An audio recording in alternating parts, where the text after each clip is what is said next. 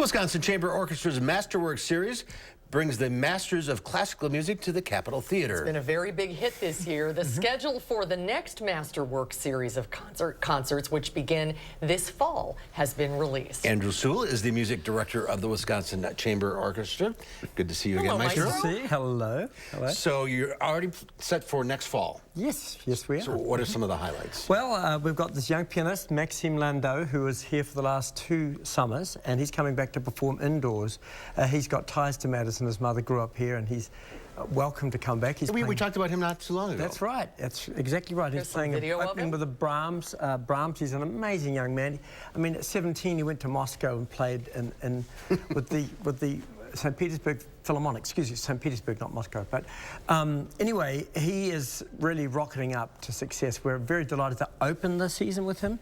And then in January, we've got Vladislava Lukashenko, who's playing a concert called Norwegian Fantasy by a famous composer, Lalo, and that'll be her first time in Madison. And then in March, we have Stuart Goodyear returning in February, and then in March we have our own composer in residence performing his Symphony No. 14, a brand new work that was being commissioned, and the culmination of his 3 years of working with the orchestra. And that'll involve a number of choirs, groups, the Madison Youth Choirs, the Festival Choir, and some soloists. So tell us a little bit more about Vlad. She's a violinist. Yes. So interestingly, this is where, like we just had this last week, I have a specific repertoire in mind, and so I go looking for the artists that may have played it, and this is what came up, and I thought, well, she looks like a fantastic complement to the season. So, you know, sometimes it's the work, sometimes it's the artist, sometimes it's a combination of the two. One of the things I think is probably contributed to Masterworks being so popular is that you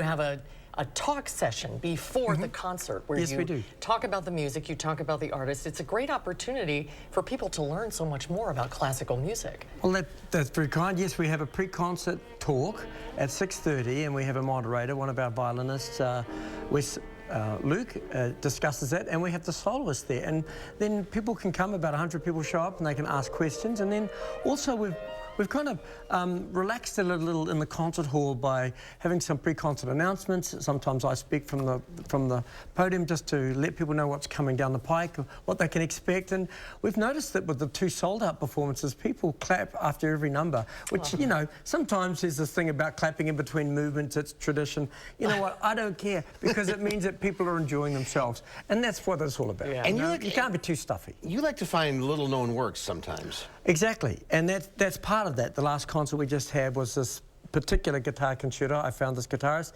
but again, it's different combinations of how we find and secure these artists and then bring them to Madison, and the rest is, well, we see what happens. And it's been sold out, so well, it's been successful so far. You're doing something right. When does it start in the fall? November? November the 11th. And June 28th.